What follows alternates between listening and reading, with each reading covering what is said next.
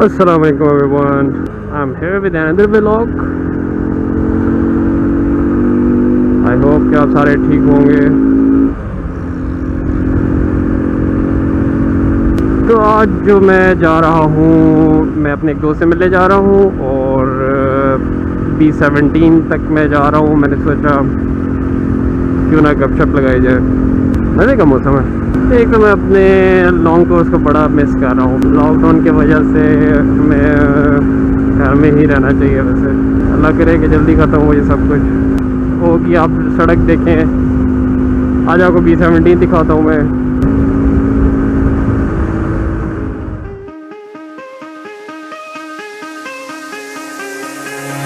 Give me reasons to doubt, try to keep me down, but I'll put the flame out, you can't get to me. Throw your sticks and your stones, go break all of my bones, you won't ache my soul, you can't get to me. And there is no barricade that I can't tear away. Shoot me down to fire away, away, but I'm a heavyweight. I'm a heavyweight. I'm a heavyweight. I'm a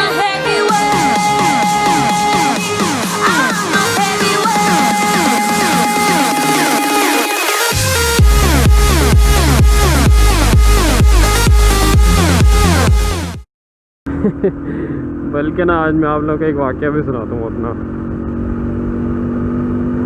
اس کے بعد سے نا میں نے تہیا کر لی کہ میں نے گھر والوں سے جھوٹ نہیں بولنا پھر کبھی. میں آپ کو سناتا ہوں. میرا ایک بہت ہی اچھا دوست ہے ذیشان. ہائے ذیشان, کیسا ہے اگر تو دیکھ رہا ہے؟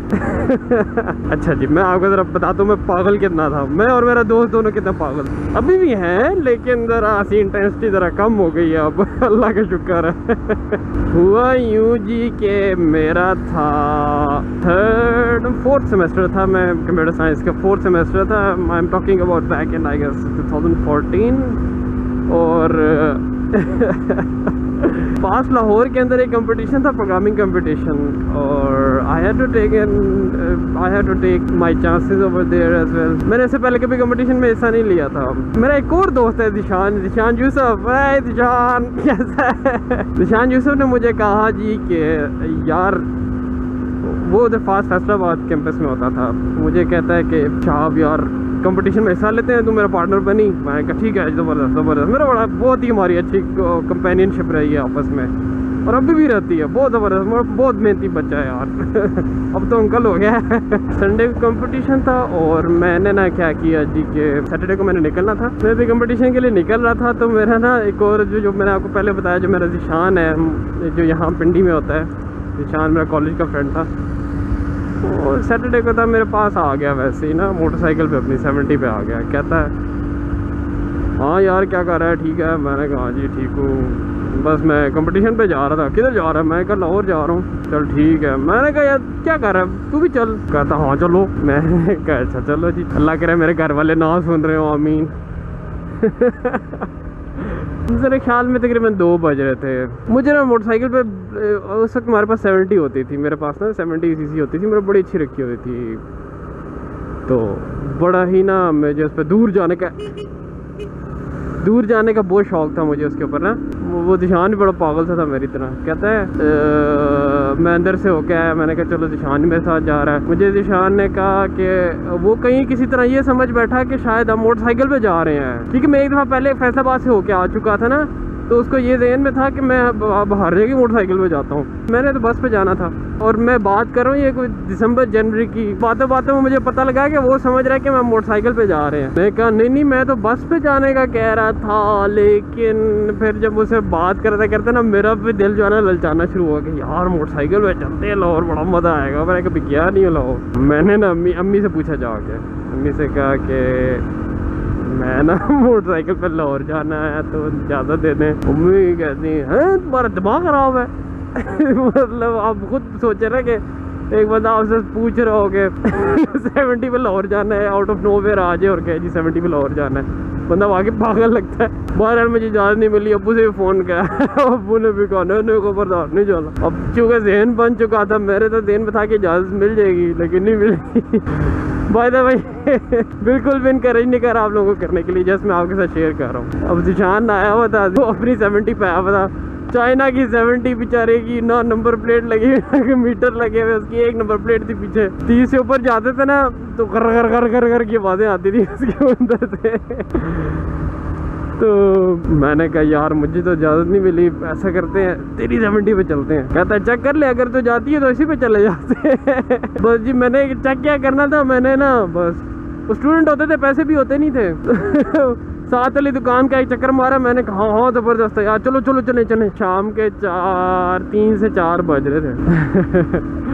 اور وہ 3 سے 4 جو بج رہے تھے نا، مطلب آپ خود سوچیں میں اتنے بجے ابھی نکلے بھی نہیں ہم، اور 3 سے 4 بجے اور سردی کی شامیں ہیں. میں زیادہ شو بھی نہیں کرا سکتا تھا کہ میں موٹر سائیکل پہ جا رہا ہوں، تو میں نے وہ جیکٹ بھی ایک سنگل سی پکڑی. ہم نے یہ معاہدہ کیا جی کہ اب جو بندہ ہم نا ایک گھنٹے بعد نا شفٹ چینج کریں گے. 1 گھنٹہ ایک بندہ موٹر سائیکل چلائے گا، ایک بندہ 1 گھنٹہ چلائے گا موٹر سائیکل. ٹھیک ہے جی. اچھا جی ہم نکلے ہیں جی، پیٹرول ڈلوایا، وہ بھی جیسے ڈلوایا وہ ایک علیحدہ کہانی، پر بہت لمبی ہو جائے گی اسٹوری، کیونکہ میں نے بتایا پیسے تو ہوتے نہیں تھے. مطلب کوئی پیسے کوئی 2 نمبر کام نہیں کیا، لیکن یہ کہ وہ بھی ایک مزے کی چیز تھی. فوراً پیچھے ایکسپریس وے پہ چڑھے، اسلام آباد ایکسپریس وے سے جی ٹی روڈ پہ چڑھنے کی ٹرائی کر رہے ہیں.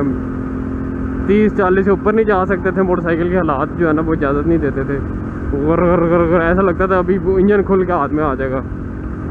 ہم جی لاہور کے لیے نکلے ہوئے، صبح کمپٹیشن تھا ہمارا اگلے دن نا. ابھی میرے خیال میں ابھی تو جی ٹی روڈ شروع بھی نہیں ہوتی وہاں سے. وہاں جا رواد آتا ہے، اگر آپ لوگوں کو پتہ ہو جو یہاں پہ رہتے ہیں، رواد کے پاس میں پہنچا ہوں تھوڑا سا بھی، وہاں سے جی ٹی روڈ شروع ہوتی ہے. وہاں پہ ایسے لگ رہا تھا مطلب کوئی گھنٹہ ڈیڑھ تو مجھے وہاں تک پہنچنے میں لگ گیا تھا. اور مجھے ایسے لگ رہا تھا، ایسے فیل ہو رہا تھا کہ جیسے پتہ نہیں کتنا لمبا سفر کر لیا. ابھی حالانکہ اسٹارٹ بھی نہیں ہوئی جی ٹی روڈ، لیکن آئی واز سو ایکسائٹیڈ کہ یار میں کوئی نا ایک بڑی ایڈونچر کوئی کرنے جا رہا ہوں. تو جسم تھک رہا تھا لیکن دل نہیں تھک رہا تھا. وہ عمر ہی بڑے مزے کی ہوتی ہے. راستے میں ہم نے بچا کر کے کچھ کھانے شانے بھی کھائے تھوڑے سے، بڑا مزہ آیا، بہت ہی ایڈونچرس تھا. گپے ماری ہم نے کھل کے صحیح. رات کے کوئی بج رہے تھے کوئی میرے خیال میں 12 بجے. ہم تقریباً نا اللہ اللہ کرتے ہم شاہدرہ کے پاس پہنچ ہی گئے. شاہدرہ سے تھوڑا سا پہلے، مطلب یہ لاہور کی انٹرنس ہے شاہدرہ جو ہوتا ہے. میرا ایک اور دوست ہے، ہائے شہزاد عمر میرا دوست ہے. شہزاد کو پتہ لگا کہ میں یہاں سے گزر رہا ہوں، ہم نے جانا تھا لاہور. وہ اتنا اس نے مجھے کہا نا کہ تم نے میرے گھر سے ہو کے جانا، بہت ہی ماشاء اللہ مہمان نواز ہے. اس نے کہا کہ نہیں ہمارے ساتھ آؤ، میرے گھر آؤ. ذیشان کی کیا بات ہے، ذیشان کو پھر میں نے کہا یار ذیشان دوست بلا رہا ہے، شیخو پورہ جا رہا کے لیے کہہ رہا ہے چلو. میں نے کہا اچھا ٹھیک ہے جی. ہم چل پڑے جی، ادھر سے شیخو پورہ چلے گئے. رات کے تقریباً 12 بج رہے تھے. گر کرتے ہوئے جو ہے نا ہم پہنچ گئے تقریباً 1:30-2 بج رہے تھے. بڑا ہی مزیدار کھانا تیار کیا ہوا. آنٹی جو اس کی امی تھی، شہزاد کی امی جو ہے اتنی ماشاءاللہ مہمان نواز. رات کے وقت اتنی دیر گئے انہوں نے، اتنی زیادہ ہماری مہمان نوازی کی سب پورے گھر نے ماشاءاللہ. Thank you Shahzad, you were آسم. وہاں جا کے نا پھر گپے شپے مارتے 3-4 بج چکے تھے اور ہم نے صبح 8 بجے پہنچنا تھا لاہور واپس ادھر ماڈل ٹاؤن میں فاسٹ. تو اذان ہوگی، نماز پڑھی ہے، نماز پڑھ کے جی ہم نے کہا چلو جی. اور وہاں سے شیخو پورہ سے لاہور ابھی انٹر ہوئے نا، پہلا جی پولیس والے نے روک لیا. ابھی تھکاوٹ سے برا حال ہوا. آپ کو بتایا نا کہ میں نے ایک جھٹکا ہی مارا ہے ہم دونوں نے. پنڈی سے چلے میں ایک ہلکا سا جھٹکا لگا ہے بس نیند کا. وارڈن نے روک لیا. وارڈن نے روک کے کہتا ہے جی کدھر سے آ رہے ہو، کہ 3 ہے اور یہ وہ جتنے بھی ایلیگیشن سے سب لگایا. اس سے نا پھر میں نے گپ شپ مارنی شروع کی. اسے سمجھایا کہ دیکھیں ہم ابھی پنڈی سے آ رہے ہیں، میں نہیں پتا تھا کہ اتنا زیادہ وہ یہاں پہ اتنی سختی ہے. پنڈی سے آ رہا ہو تمہارا دماغ خراب ہے. نہیں جھوٹ بول رہے، دکھاؤ شناختی کارڈ دکھاؤ. شناختی کارڈ چیک کیے.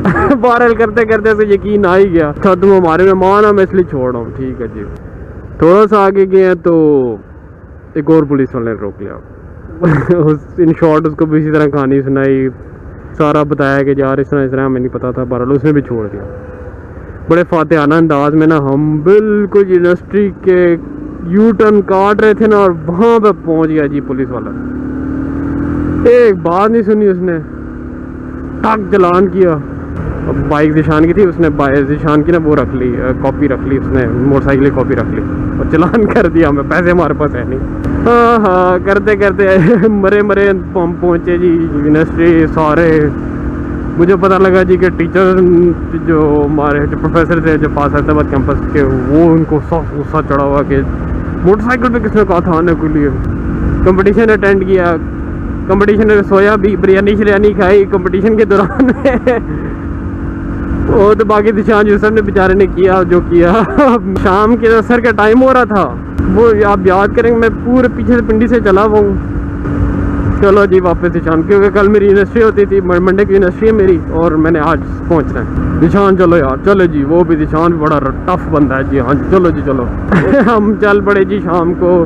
اور ایک ذیشان کا ایک دوست نکل آیا, اس کے ذہن میں آیا کہ لاہور میں ایک دوست کا دوست ہوتا ہے.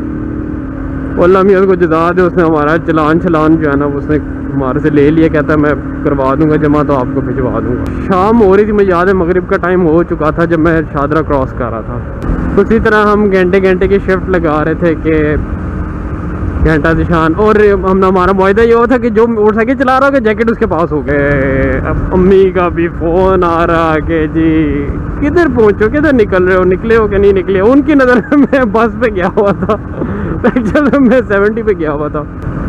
جھوٹ بولا میں نے ان سے, جس کی سزا مجھے مل گئی. پھر تو میں نے کہا جی کہ بس یہ بس بڑی سلو آ رہی ہے, تو مجھے ہو سکتا ہے دیر ہو جائے نا. ہم جی پہنچے ہیں تقریباً سرائے عالمگیر پہنچے, تو وہاں پہ نا ہم بیٹھے کھانا کھا رہے تھے, تو پٹ کر کے نا بارش سٹارٹ ہو گئی. میں نے کہا مجھے زیادہ ڈر نہیں لگ رہا تھا, مطلب میں نے کہا یار کوئی نہیں کر لیں گے ہم. بارش تیز ہونا شروع ہو گئی. تیز ہوتے اتنی تیز ہو گئی. اور میں ابھی پنڈی سے, میں ابھی سرائے عالمگیر جیل میں نہیں پہنچا ہوا تھا. یہ میں سنا اس لیے رہا ہوں, باقی جو اگر جس ایج سے آپ لوگ گزر رہے ہیں, مطلب جو جس سے میں گزر چکا ہوں, اگر وہ اس سے گزر رہے ہیں تو پٹھے کام نہ کیا کریں. کرنے ہیں تو اپنے گھر والوں کو بتا کے, جھوٹ نہیں بولنا, مطلب صاف نظر آ رہا تھا. اللہ میاں نے مجھے نا سزا دی ہے. وہ اور لیپ ٹاپ کا بیگ تھا میرے پاس, ایک ہی وہ تھا جس کے اندر میرے سارے پروجیکٹس اور وہ سب کچھ تھا. اس کے علاوہ میں نہیں کر سکتا تھا کوئی اور کام, مگر اس کو ضائع نہیں میں کر سکتا تھا. وہ اس کے اوپر میں ایسے کر کے بیٹھا ہوا, میری کیونکہ ذیشان کی باری آ چکی تھی. میں نے دل میں اللہ میاں سے معافیاں مانگنی شروع کر دی. اور میں لٹرلی میں آپ کو کہہ رہا ہوں کہ میں اب سوچ سکا تھا میرا آخری وقت ہے. میں ٹھنڈ, اتنا ٹیمپریچر لو ہو گیا تھا میری باڈی کا کہ مجھ سے کانپا بھی نہیں جا رہا تھا. میرے ذہن میں تھا کہ یا تو اگر میں پہنچ بھی گیا نا تو مجھے کوئی ایسی گندی بیماری لگ جانی ہے جس کے بعد میں نے پھر بچنا نہیں. مطلب ایسے خیالات مجھے آ رہے.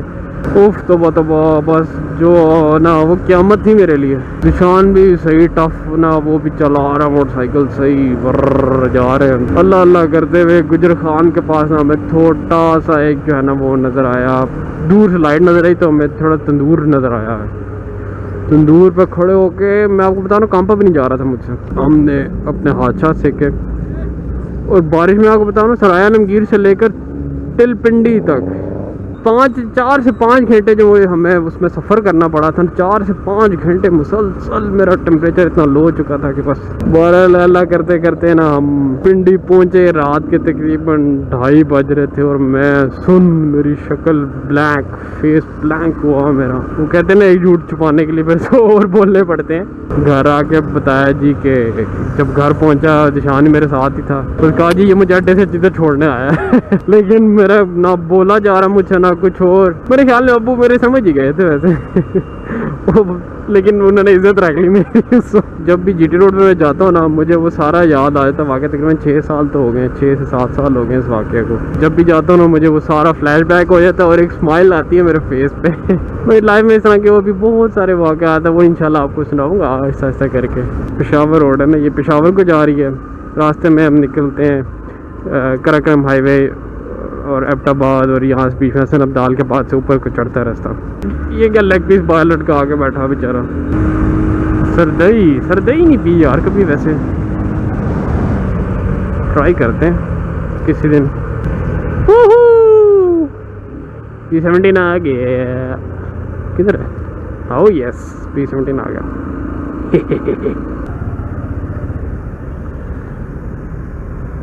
اچھا جی, یہ ہے جی ہمارا